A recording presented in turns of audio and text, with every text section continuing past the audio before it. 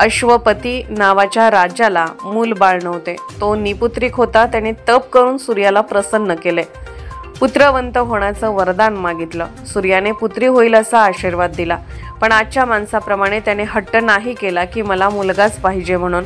सूर्याच्या वरामुळे राजाला मुलगी झाली, म्हणून नाव सावित्री। सावित्री खूप हुशार, गुणी आणि सर्व उपनिषदात निपुण होती। त्याला आपल्या मुलीवर पूर्ण विश्वास होता, म्हणूनच राजाने तिला तिच्या मनासारखा पती निवडण्याचे स्वातंत्र्य दिले।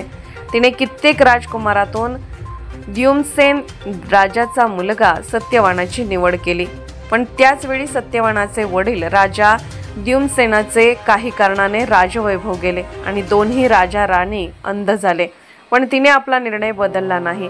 स्वतः नारदाने तिला समजावले की सावित्री हा सत्यवान कितीही चांगला गुणवान असला तरी त्याचे आयुष्य फक्त 1 वर्षच आहे।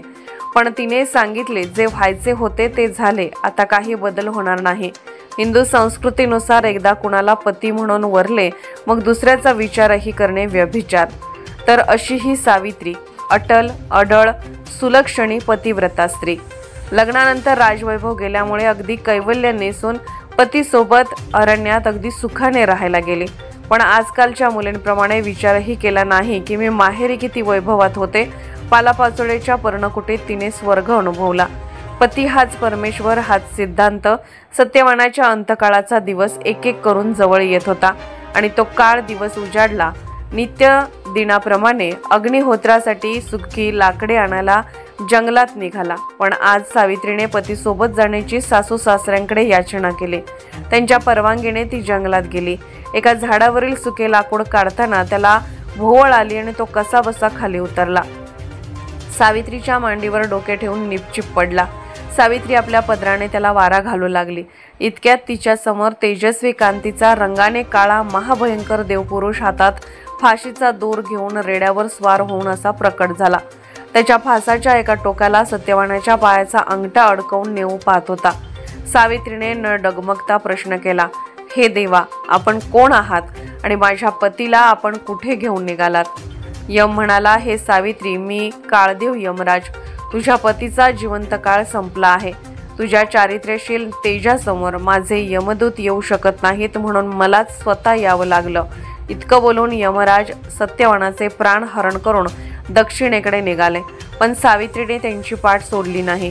यमाने तिला खूप समजावले, पण व्यर्थ। त्याने सांगितले, पतीचे प्राण सोडून काय पण माग। तिने आपल्या सासू सासऱ्यांचे गेलेले वैभव आणि डोळे मागितले। यमाने हे सर्व देऊन सुद्धा तिने यमाची पाठ नाही सोडली। मग अजून काय माग म्हटल्यावर तिने आपल्या पित्याला पुत्रप्राप्तीचा वर मागितला। ते देऊन सुद्धा ती थांबली नाही। तेव्हा हताशपणे यम म्हणाले, शेवटचा वर माग। तेव्हा सावित्री म्हणाली, देवा, दोन्ही कुळांसाठी मी मागितले, आता माझ्यासाठी पुत्रवतीचा वर द्यावा। यम घाईघाईनं तथास्तु म्हणून पुढे जाऊ लागले, पण 4 पावले चालून तिथेच थबकले। त्यांची चूक त्यांना कळली। पतिव्रता सावित्रीला पतीशिवाय मुले कशी होतील ते तिच्या चातुर्यावर प्रसन्न झाले आणि सत्यवानाला 400 वर्ष आयुष्य व 100 पुत्रप्राप्तीचा आशीर्वाद दिला।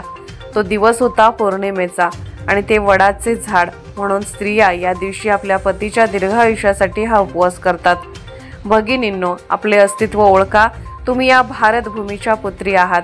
या मातीतून अनेक असामान्य शक्ती जन्माला आल्यात। वीरमाता जिजाबाई, वीरांगणा राणी लक्ष्मीबाई, पतिव्रता सावित्री, सत्वशील अनुसया, त्यागमूर्ती सीता, नावे घेऊ तितकी कमी आहेत। नारी कधीच अबला नव्हती। समाजातील कोणतीही ताकद तिला कमजोर करू शकत नाही। तिला एकच गोष्ट कमजोर करू शकते, ते म्हणजे तिचं आत्मबल। ते आत्मबल खचू नका, फक्त योग्य आचरण करा आणि त्या शक्तीचा आदर्श समोर ठेवा। ज्या माय बहिणी या वटपौर्णिमेचा उपवास करणार आहेत त्यांना माझं इतकंच सांगणं आहे, जर तुम्ही तिचा उपवास करता तर तिच्याप्रमाणे आचरण करा।